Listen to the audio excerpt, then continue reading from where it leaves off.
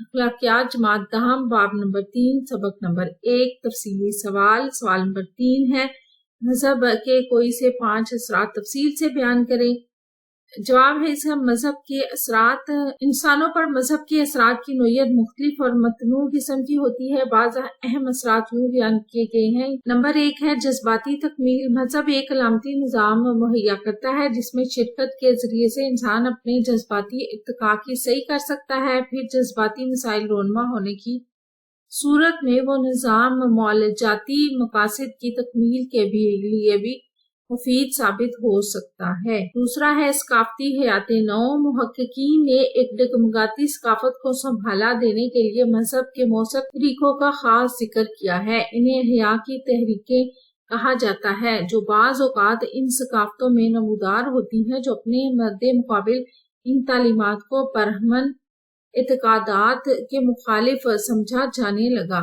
ایسی ثقافتیں اپنے تحفظ کے لیے مورچہ بندی کر لیتی ہیں اور زوردار قسم کی مذہبی تحریکوں کو جنم دیتی ہیں جو پرانی جانی پہچانی اقدار پر اصرار کرتی ہیں۔ اگلا نمبر 3 مفہوم کا تعین۔ محققین مذہب کے علامتی عنصر کا بطور خاص ذکر کرتے ہیں کہ یہ کس طرح انفرادی رویے کے لیے ایک بامعنی ثقافتی سیاق و سباق مہیا کرتا ہے۔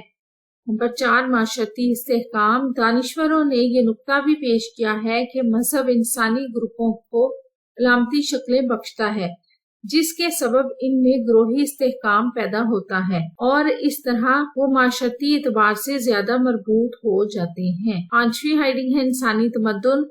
تمدن مل جل کر رہنے کے طریقے یا طرز معاشرت کو کہتے ہیں۔ عام طور پر معاشرتی طور طریقے اور زندگی بسر کرنے کے انداز حواس اور عقل کی بنیاد پر وجود میں آتے ہیں۔ مادی یا حسی تمدن کا تعلق صرف انہی مادی اشیاء سے ہوتا ہے جن کا ادراک کیا جا سکے اور حواس کے دائرے میں آ سکیں۔